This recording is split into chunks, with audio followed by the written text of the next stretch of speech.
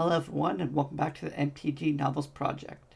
The MTG Novels Project is available both on YouTube and as a podcast version. Check the description for more details. A legal note. This is an unofficial audiobook with original content belonging to Wizards of the Coast. This content is covered under the 2017 Wizards of the Coast fan content policy. Listener discretion is advised. Chapter 4. Chaotic air currents rising above the patchwork of cultivated fields seeds Xantcha's sphere. For several panicked heartbeats as she battled the provisions bouncing around inside the sphere, Xantcha didn't know where she was or why. After more than 3,000 years, she needed that long to climb out of her memories. The disorientation had passed before the disaster could begin. Xantcha was in control before the sphere brushed the bank of a tree-shallowed stream. It collapsed around her, a warm, moist film that evaporated quickly, as it had countless times before. But thoughts of what had happened left her gasping for air. Xantcha hadn't intended to lose herself in her memories. The past, when there was so much of it crammed into a single mind, was a kind of madness. She dropped to her knees and wiped the film from her face before it had a chance to dry. Between coughs, Xantcha took her bearings from the horizon. Sun sinking in the west, mountains to the south, gentle hills elsewhere. She came to her senses over the inner Thran Pinkar, precisely the place she'd wanted to be.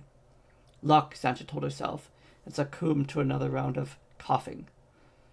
Xantcha never liked to rely on luck, but just then, thoughts of luck were preferable to the alternatives. There she'd been thinking of her beginnings, as she rarely did. Worse, she'd been thinking of Gix. She'd never forgotten that green-blue spark. Despite everything, she worried that the demon's mark might still be lurking somewhere within her skull. She made herself think about Urza, and all that they'd survived together. He could look inside her and destroy her if she became untrustworthy, so long as she didn't.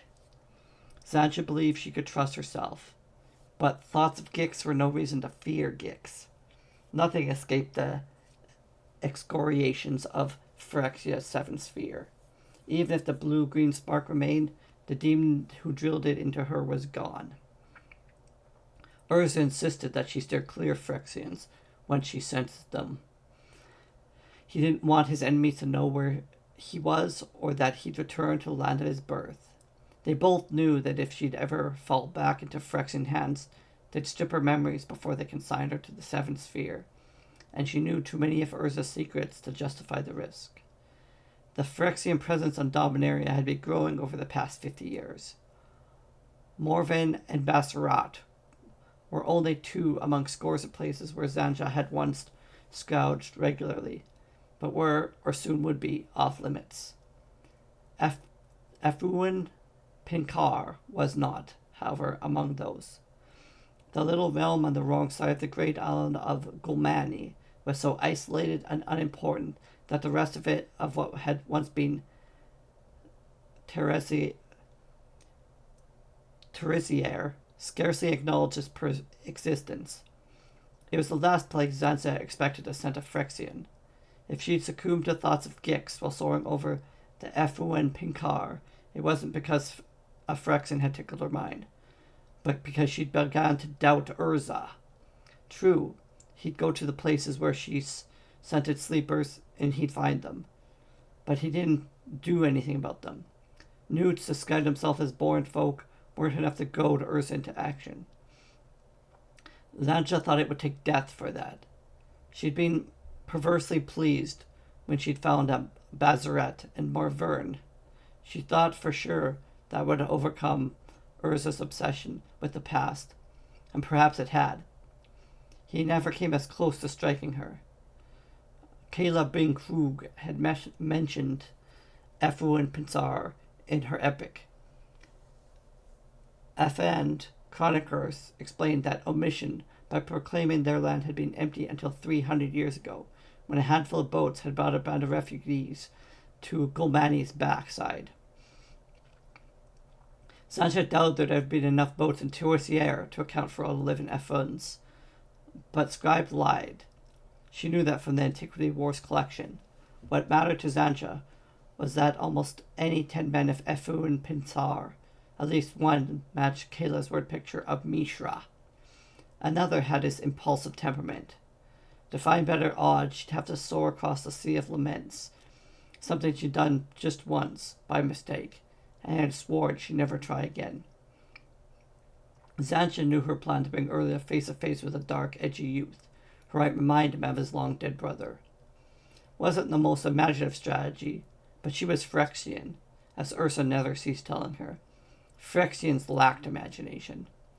Urza himself is a genius, a man of great power and limitless imagination, when he chose to exercise it. When she had him face to face with her false Mishra, Zancha expected Urza's imagination would repair any deficits in her clumsy Phyrexian strategy. Then, Zancha caught herself thinking about other notoriously failed strategies. Gix and thousands of identical sexless newts. What if I'm wrong? She asked the setting sun, the same question that Urza asked whenever she tried to prod him into action. The sun didn't answer, so Zancha gave her the same answer she gave Urza. Dominaria is doomed if Urza does nothing. If he thinks his brothers come back to him, he might do something. Something. Anything is better than nothing. Zancha watched the last silvery, fiery sliver of sunlight vanish in the west. Her sphere had dried into a white fine powder that disappeared in the breeze. Her best guess, she'd been aloft without food or water or restful sleep for 2.5 days. There's water in the stream and more than enough food in her shoulder sack, but sleep proved elusive. Wrapped in her cloak, Zancha saw Gix's toothsome face every time she closed her eyes. After watching the stars slide across the sky, she yawned out another sphere as the eastern horizon began to brighten. Zancha hadn't thought she'd find Mitra in the first village she visited, though experience on other worlds had convinced her that every village harbored at least one youth with more ambition than sense. It stood to reason that she might need to visit several villages before she found the right combination of temperament and appearance. But temperament and appearance weren't her problems. In the 20 years since her last visit, war and famine had come to Efu and Pinkar. The cultivated fields in which she'd spent her first sleepless nights had proved the exception to the new rules. The first village that Zancha approached was still smoldering. The second had trees growing from abandoned hearths.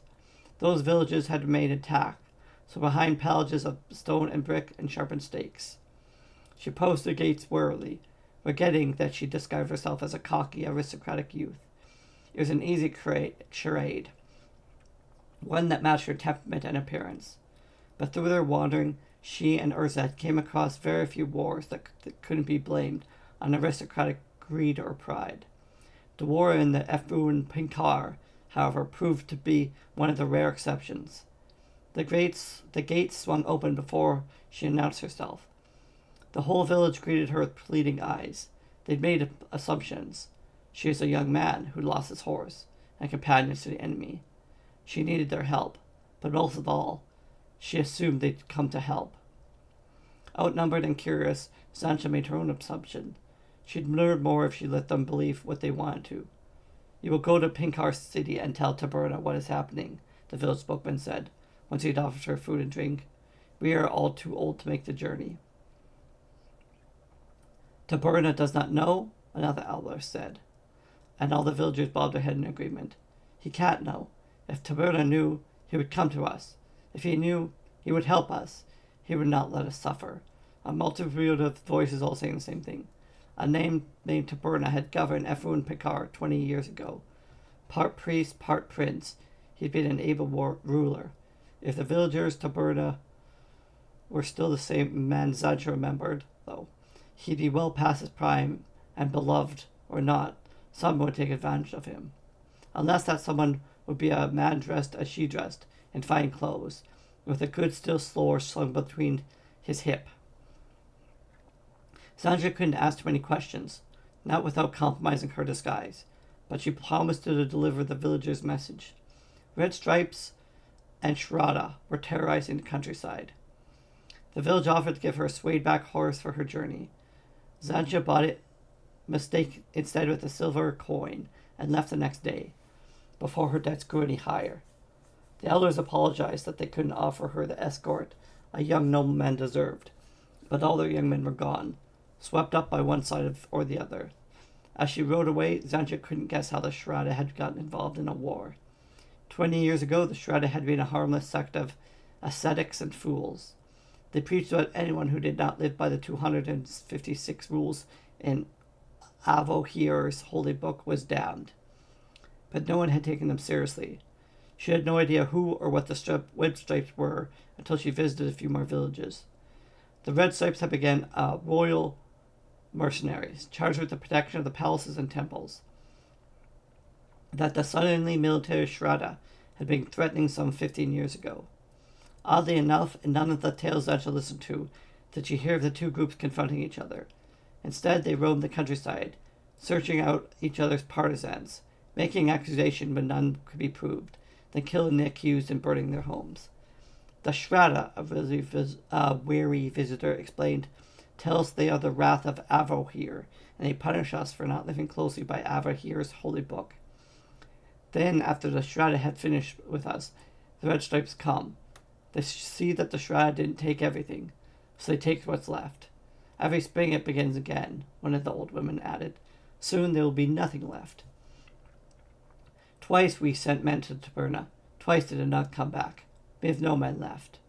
Then, as the other village and other survivors asked Xantcha to carry their despair to Taberna's ear, she nodded, accepting their food, and left on her swayed-back horse, knowing that there's nothing she could do. Her path did not take her to Pinkar City. Taberna's North Coast capital. She began to doubt it would take her to a suitable Mishra either. With or without pitched battles, Efu and Pinkar had been at war for nearly a decade, and young men were in short supply. Xantcha's path, a rutted dirt trail, because her sphere wouldn't accommodate a horse, took her towards Medran, a market town. A brace of guards greeted her with hands on their sword hips and contempt in their eyes. Where had she been? How did a normal lad with fine boots and a sword come to be riding a swayed-back nag? Xantcha noticed that their tunics were hems with a stripe of bright red wool. She told them how she'd ridden into the countryside with older and more experienced relatives, but had been beset by the Shraddha, and she was the sole survivors, heading back to Pinkar City. On a better horse, if there's one to be found. Xantcha sniffed loudly when it came to contempt. She learned all the trips before the first boatload of refugees struck the Efer and Pinkar shore. She'd also yawned out her armor before she'd ridden up the gate. The Red Stripes were in for a surprise if they drew her swords against her. Good sense prevailed. They let her pass through. Xantcha figured to keep an eye for her back. Even with a sword, a slight, beardless youth in too fine clothes was a tempting target, especially when the nearest protectors were also the likeliest prisoners. Xantcha followed the widening street until he brought her to a plaza, where artisans and farmers hawked produce from wagons. She gave the horse to the farmers with the largest wagon in exchange for black bread and dried fruit. She asked how an unbearded swordsman came to be peddling a nag in Medran town. Xantcha recited her made-up tale. The farmer wasn't surprised that the Shraddha would have failed her purported companions. The more wealth a man has, the less the Shraddha believe him when he says he abides by the book. Strange, though, that they'd risk a party as large as one your uncle had assembled. Were me, I suspect the men he tired weren't what they said they were. Xantcha shrugged cautiously. I'm sure my uncle thought the same, before they killed him. Then, because the farmer seemed more world-wise than the villagers, she tempted with the thought that had nagged her from the beginning. He'd hired Red Stripes. Thought it would keep us safe. Shraddha never attacked men with web stripes on their tunic. The father took her bait, but not quite the way she expected. The Red Stripes don't bother the Shraddha where they live, and the Shraddha usually return the favor. But when there's wealth to be taken, every man's a target, especially he fitting him as his tunic. I won't speak ill of your dead, but it's a fool who trusts in stripes or colors. Xantcha walked away from the wagons, thinking it might be better to get out of the Medran immediately. She was headed towards a different gate than the one she'd entered when she spotted a knot of men and women huddled in the shade of a tavern. With a second glance, Sancha saw the bonds at their neck, wrists, and ankles. Prisoner, she thought, then corrected herself. Slaves. She hadn't seen slaves the last time she visited the Efrun Pakar, nor had she seen any of in the beleaguered villages. But it was a rare realm, a rarer world that didn't cultivate slavery in one of its many forms. Sancha took a breath and kept walking. She could see that a splayed-back horse found a good home, but there was nothing that she could do for the slaves. Sancha continued walking. One step, another. Misery stopped before her, before she took a third. Looking back over the shoulder, she caught the eyes of a slave, who stared at her as if the condition was indicating her responsibility. Though at least 100 paces apart, Sancha saw that the slave was a dark-haired young man. I asked my husband's brother how he'd come to lead the Falaji horde, Kayla had written in an antiquity ward. Misha replied that he was a slave, not their leader. He laughed and added that I, too, was a slave to my people, but his eyes were haunted as he laughed, and there were scars around his wrists. And all the time Sancha had read that passage, she'd follow Urza's lead and blamed Phyrexia for Misha's scars and bitterness. But the Falaji had been a slave-keeping folk, and looked across the Medan Plaza. Sancha suddenly believed that Misha had told Kayla a simple, unvarnished truth. Sancha believed as well that she'd found her with Mishra. With Urza's armor still around her, she strode over to the tavern. Are they spoken for? She asked the only unchained man. She saw a balding man with an eunuch's unfinished face. He wasn't in charge, but after a bow, he scurried into the tavern to fetch his master, who proved to be a giant of a woman, garbed like Sancha, in men's clothing, though in the slave master's case, the effect was intimidating rather than disguise. They're bound for all mass, the slave master said. Her breath was thick with beer, but she wasn't nearly drunk. You know it's against the law to sell flesh here. By her posture, the slaver was right about the law, and right for negotiation. I have mortar and gold, Sancha said, which was true enough. Money was never a problem for a Planeswalker or his companion. This slave master hawked and spat, mugs getting worn. Sancha thought fast. For ransom, then. I recognize a distant cousin in your coffle. You've kept him safe, no doubt. I'll pay you for your trouble and take him off your hands. Him? The slaver laughed until she belched. There were women in the slave string, and Sancha was disguised as a young, presumably curious man. A cousin, Sancha repeated, showing more anxiety than she felt. Let the slaver last and think about what she wanted. Sancha had the other woman's attention, and she had the slave too. For ransom, she slung her purse and fished out a gold coin as big as her nose. 5 of those, the slaver said, smashing her open hand between Sancha's shoulder blades. For ransom. If she were truly in the market for a slave, Sancha would have protested that no one was worth 5 gold Navari. But she'd be prepared to split 12 of the heavy murder coins before an unlikely youth and his family. She dug out another 4 and handed them over to the slaver, who beat each one. Sancha knew the coins were true, but was relieved when they passed the slaver's test. Which one's your cousin? Sancha pointed to the dark-haired youth, who didn't blink under the scrutiny. The slavers, whose eyebrows remained resolved, skeptically picked her head. Pick another relative, boy. That one will eat you alive. Blood's blood, Sancha insisted, and ours is the same. I won't leave with another. Garv! The slaver shouted to the eunuch to her side. She held out her hand, and Garv surrendered a slender black rod. The slaver took it and turned to Sancha. Another Nari. You're going to need this. Would ancient Ashnod be pleased by all the improvements Domarian slavers and torturers had bought to her pain-inflicting artifacts in the centuries since her death? Sancha bought the thing, if only to keep the slaver, or Garv, from ever using it again.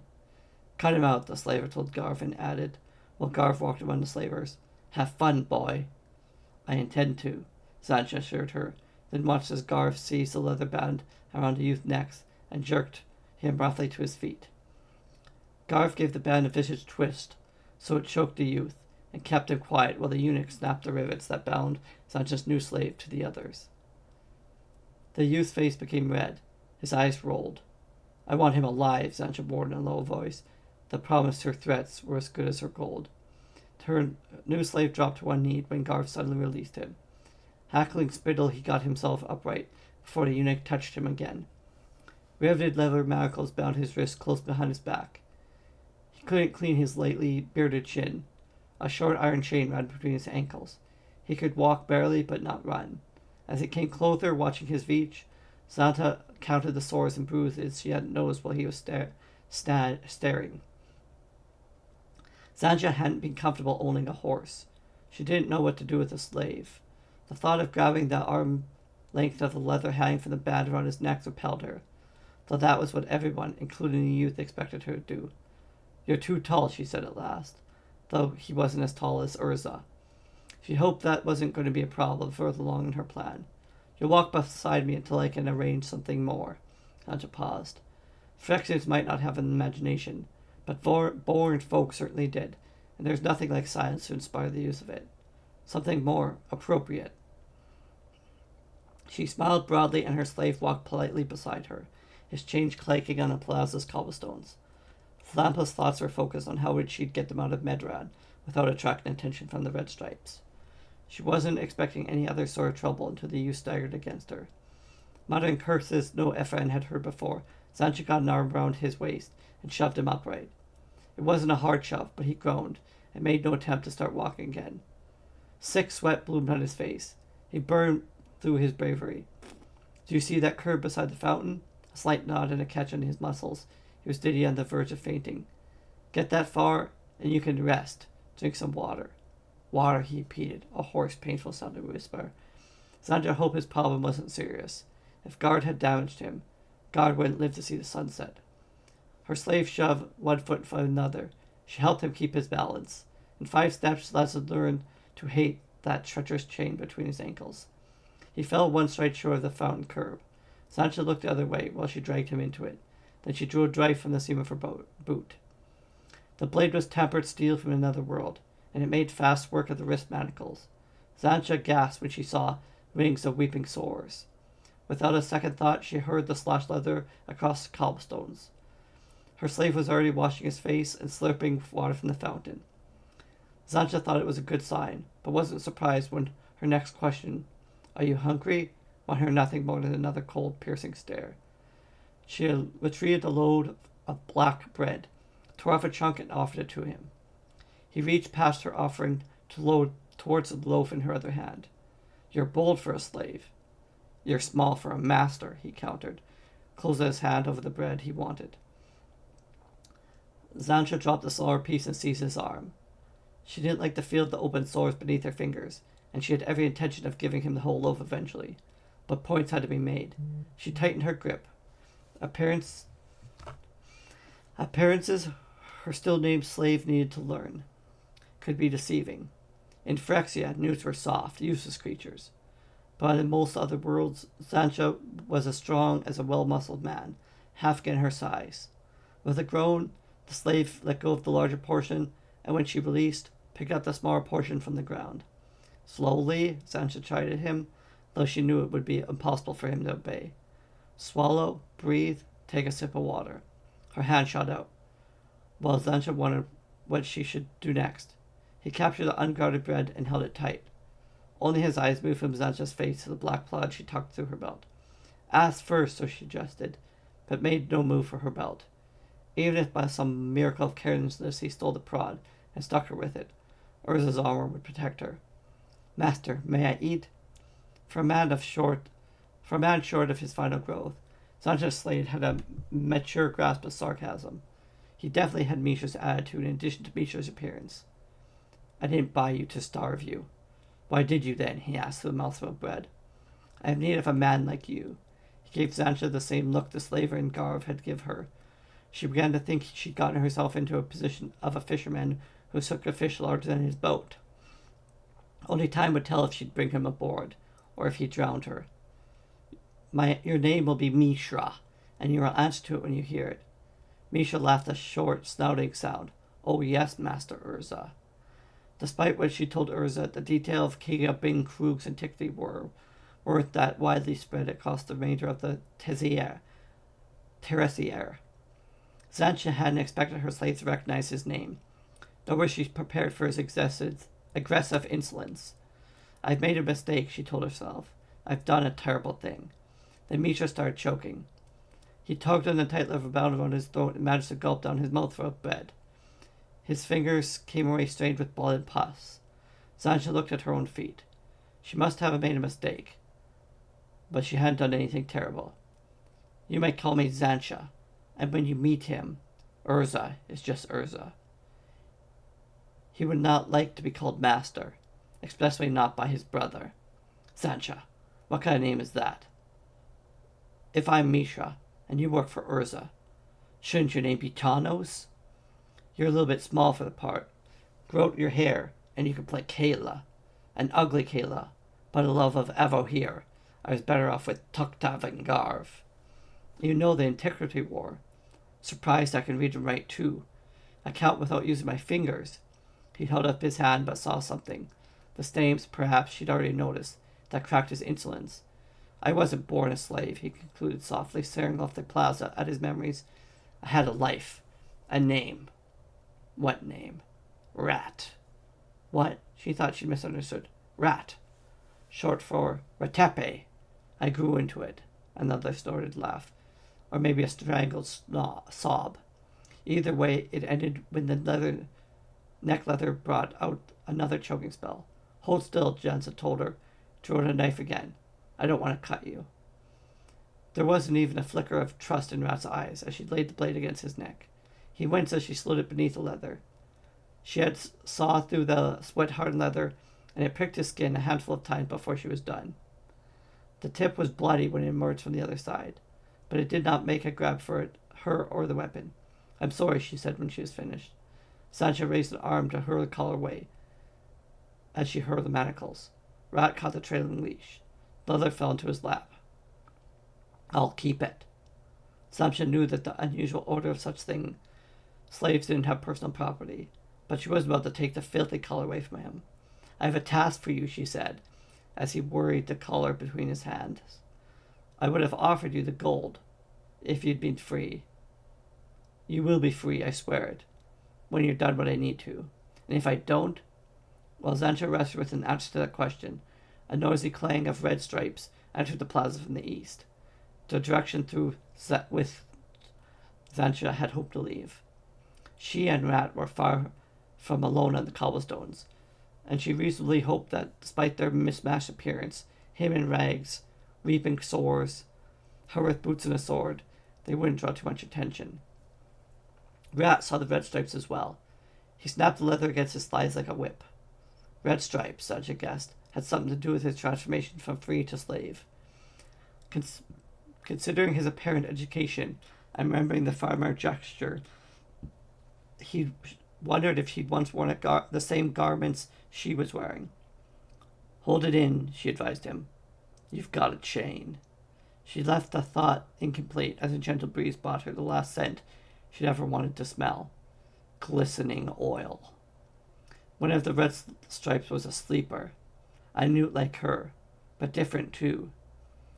Newts of this new invasion had born folk ways, and didn't clump together in cadres. In truth, they didn't seem to know they were Phyrexian. Xantia didn't care to test her theory. She hunched on her knees as she sat, catching her breath in her hands, hiding the exhalations that might reveal her glistening scent. She couldn't relax or be too careful. Besides Xantia, Rat beat a counterpoint of curses and leather. There was a chance that the red-striped sleeper could hear every word. "Quiet!" Xantia hissed a command, and she clamped her hand over Rat's. "Quiet!" So she squeezed until she felt the sores and sinews pop. "Afraid of the red stripes?" She took a deep admiration. "They're not my friends. Quiet!" Rat bent over to match her posture, blocking her view as well. He wouldn't stop talking. "And who are your friends? The Shraddha? You keep strange company. Urza, Mishra, the Shraddha? You're asking for trouble." Sancha ignored him. She hunched lower, until she could see beneath Rat's arms. The red stripes were heading into the same tavern where the slaver drank. "We've got to leave. Can you walk?" "Why?" I'm not afraid of red strikes. I'll join them right now if I have to. The elders at the first visit had warned Zancha that the young men had chosen sides, one way or another. It figured that Misha would have Phyrexian inclinations. She didn't have time to persuade him. She had to bless him. Want to hop over and try? You better hurry, or do you think that eunuch saved you a seat? I'm not that stupid. I lost my chance the moment I got sapped and sold. Then stand up and start walking. Yes, master. And this has been Chapter 4. Thanks for listening.